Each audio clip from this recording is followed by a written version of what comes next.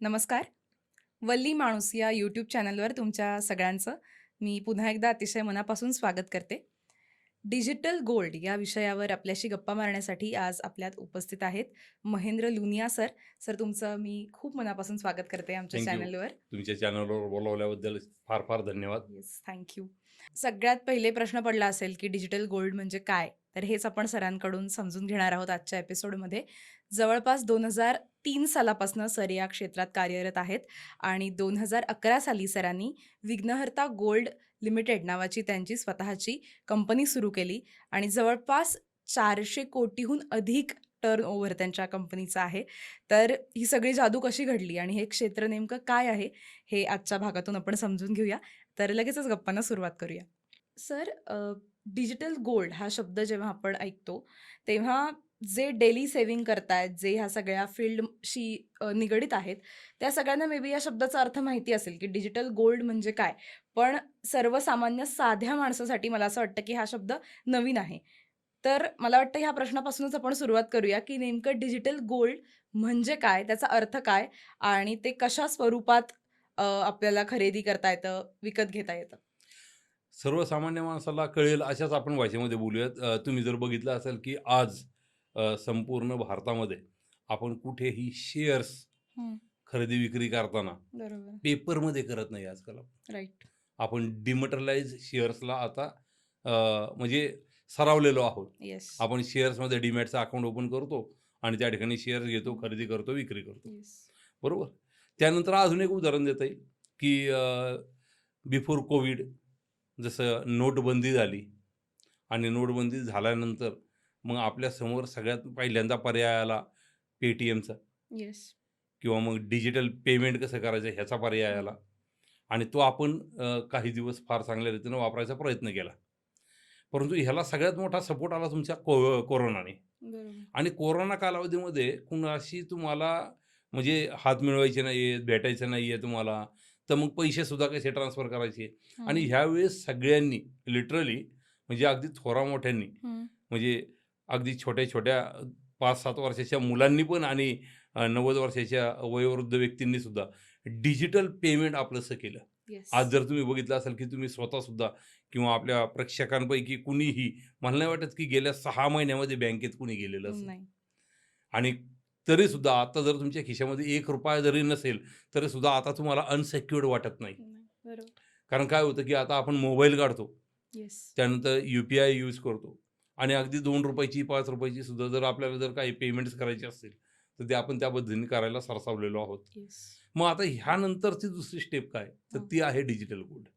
हं. पण गोल्डच, हं. परंतु तुम्हाला आता ते डिजिटली खरेदी करता येणार आहे. बरं. आता काय आलंय, की तुम्हाला सोन्याचे भाव जर तुम्ही बघताल 1,40,000च्या वरती गेलेले जातात. अशा परिस्थितीमध्ये ₹1,40,000 काढणं आणि जाऊन सोनाराकडनं घेऊन येणं, इतकं सोपं राहिलेलं नाही आहे आज लोकांना. बरोबर. परंतु आता समजा तुमची तशी परिस्थिती असू शकते, अजूनही आपल्या काही मित्रांची चांगली परिस्थिती असू शकते. हं.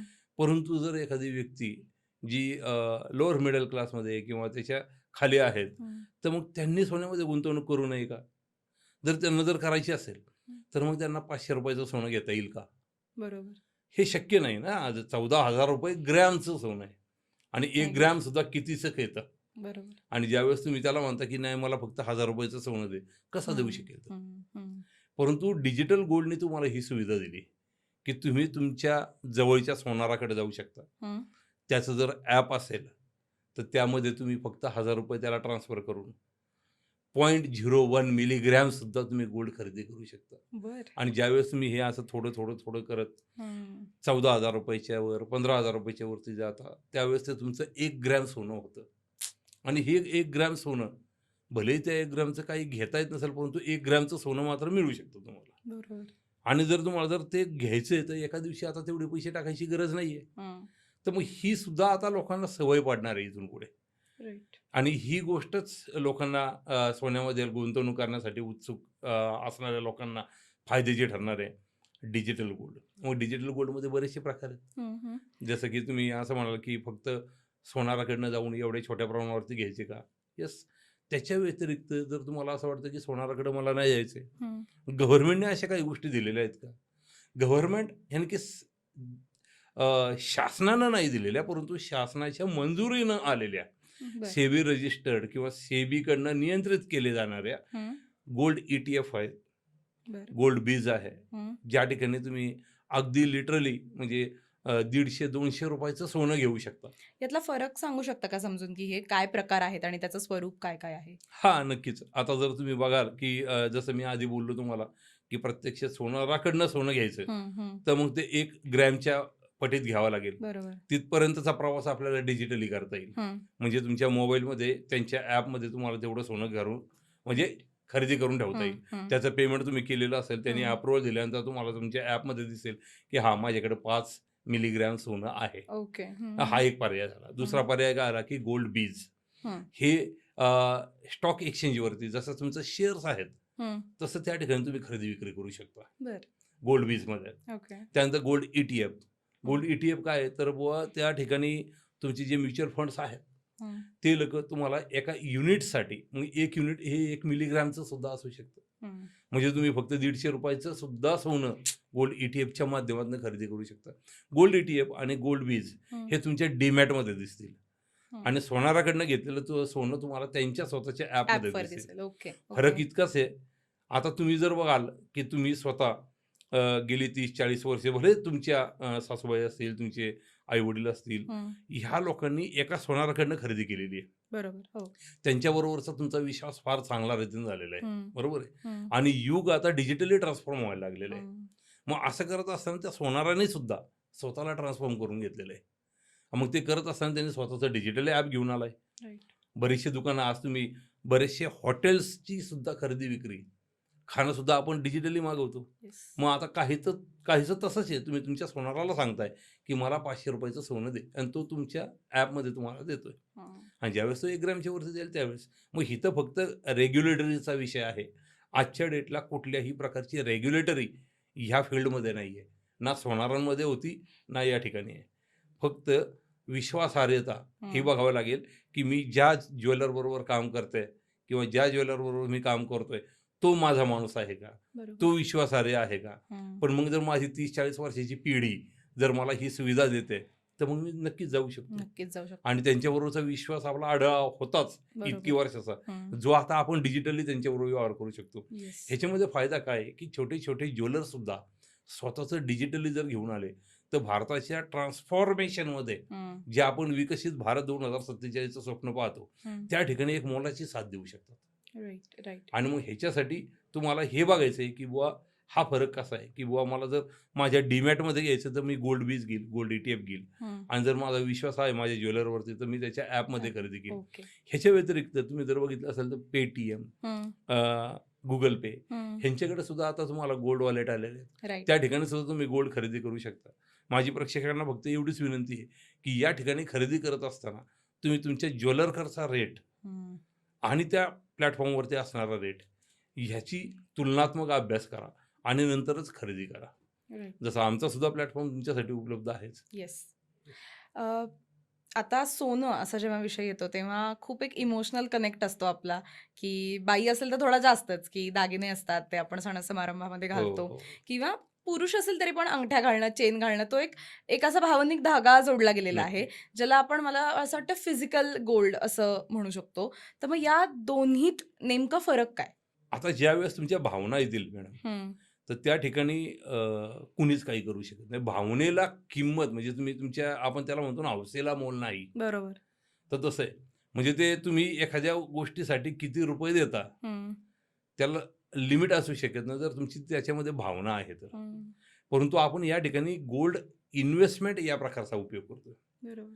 ज्यावेळेस गोल्ड हा इन्व्हेस्टमेंट पॉइंट ऑफ व्ह्यूने पाहू, त्यावेळेस तुम्हाला तुमच्या भावना थोड्याशा बाजूला ठेवाव्या लागतील. हं. आता मला तुम्हाला एक सरळ-सरळ प्रश्न विचारायचा आहे किंवा अगदी प्रेक्षकांना सुद्धा प्रश्न विचारायचा आहे. गेल्या लिटरली 1 वर्षात तुम्ही मला सांगा तुमचे सगळे दागिने तुम्ही कधी वापरलेत?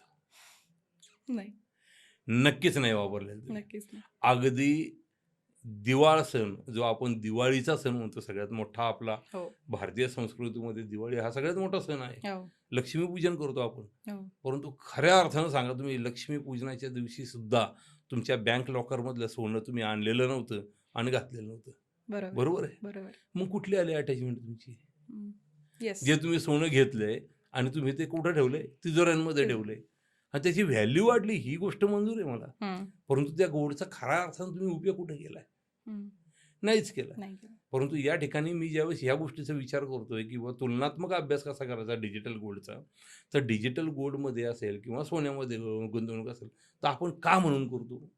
जर आपल्याला गरज पडली, तर आपल्याला सोन्याचा वापर करता आला पाहिजे म्हणून आपण सोन्यामध्ये गुंतवणूक करतो. बरोबर. बरोबर आहे. परंतु तुम्ही मला खऱ्या अर्थानं सांगा, ज्यावेळेस पहिल्यांदा कधी कुणाला गरज पडलेली असेल, अगदी माझा हा प्रश्न आपल्या दर्शकांना सुद्धा आहे, की त्यांनी जाऊन सोनं विकलं का? नाही, तो सगळ्यात शेवटचा पर्याय असतो तो सगळ्यात आपल्याकडचं शेवटचा पर्याय सोनं करतो, विकणं. परंतु तो पहिला असायला हवा. हं. फक्त हा तुमच्या इमोशनलशी निगडीत असल्यामुळं तुम्ही तो विकायला जात नाही. बरोबर. आणि त्यावेळेस तुम्हाला असं वाटतं, की अरे म्हणजे माझे फारच वाईट दिवस आले आणि सोनं मी सोनं विकायला लागलं विकतोय. म्हणजे. हो, खरंच. परंतु मला एक सांगा तुम्ही, हं, ज्यावेळेस तुम्ही सोनं खरेदी करायला गेलेला होतात, हं. त्यावेळेस तुम्ही बँड बाजा घेऊन गेलेला होतात का? नाही, नाही. नाही, आणि आता ज्यावेळेस तुम्ही विक्रीला जाणार आहात, हं. त्यावेळेस तुम्ही बँड बाजा घेऊन जाणार आहात का? नाही. नाहीच.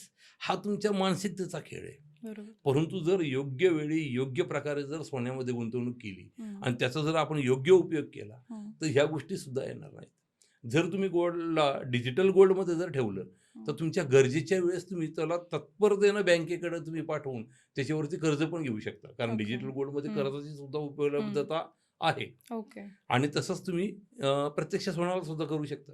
बरोबर, फरक इतकाच आहे, प्रत्यक्ष सोनं हे दागिन्याच्या स्वरूपात असल्यामुळं बरोबर. आपल्याला कर्ज म्हणून मिळणारी रक्कम फार कमी मिळते. हं, आणि डिजिटल गोल्ड हे मोस्टली 24 कॅरेटमध्ये गणलं जातं. बरोबर. इंडियन स्टँडर्डमध्ये 995 हं, हा जो गोल्डचा स्टँडर्ड आहे, येस. इंडियन स्टँडर्ड 24 कॅरेट हं, ह्याच्यामध्ये असतं. बरोबर. त्यामुळं होतं काय, की तुम्हाला जास्त व्हॅल्यू मिळते. हं, हं. हा मेनली फरक आहे. दुसरी येस. गोष्ट लिक्विडिटीची आहे. हं, तिसरी गोष्ट तुम्ही ज्यावेळेस दागिने खरेदी करता किंवा सोनं खरेदी करता, त्यावेळेस तुम्हाला जी-एस-टी द्यावा लागतो राइट. आणि डिजिटल गोल्डमध्ये तुम्हाला जी-एस-टी द्यावा लागत नाही. असं कसं? जी-एस-टी तर सगळीचकडे द्यावा लागतो ना? नाही, आता या ठिकाणी मी तुम्हाला थोडंसं क्लिअर करतो आणि प्रेक्षकांना सुद्धा मला क्लिअर करायला आवडेल या ठिकाणी. हं, मॅडम तुम्ही मला सांगा जी-एस-टी केव्हा लागतो? ज्यावेळेस आपण एखादी वस्तू आपल्या ताब्यात घेतो त्यावेळेस. राइट. बरोबर आहे? हं, हं, हं. आता मी सोनं डिजिटली खरेदी केलेलं आहे. हं. तर ते कुठे आहे आता?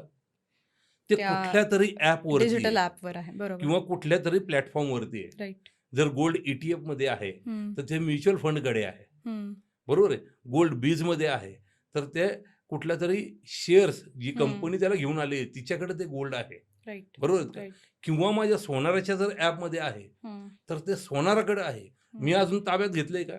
नाही. जी-एस-टी लागेल तुम्हाला केव्हा? ज्यावेळेस तुम्ही ते प्रत्यक्षात सोनं खरेदी घ्याल, म्हणजे घ्याल, कराल. हातावरती घ्याल तुम्ही. राइट. प्रत्यक्षात सोन्याची तुम्ही ज्यावेळेस त्याची मॅच्युरिटी घ्याल त्यावेळेस. राइट. जोपर्यंत तुम्ही सोन्याची मॅच्युरिटी प्रत्यक्षात घेत नाही, हं, तोपर्यंत तुम्हाला जी-एस-टी लागणार नाही. राइट. मी असं कधीच नाही म्हणलेलो तुम्हाला, हं. की सोन्यावरती जी-एस-टी लागणार नाही. मी डिजिटली सोन्यावरती जी-एस-टी लागणार नाही, येस. असं मी म्हणतोय. येस. त्याचं रिझनच आहे, कारण आपण ते प्रत्यक्षात घेतलेलं नाही. मला तरी वाटतंय की खूप इंटरेस्टिंग टॉपिक आहे आणि माझ्यासाठी तर नवाच आहे.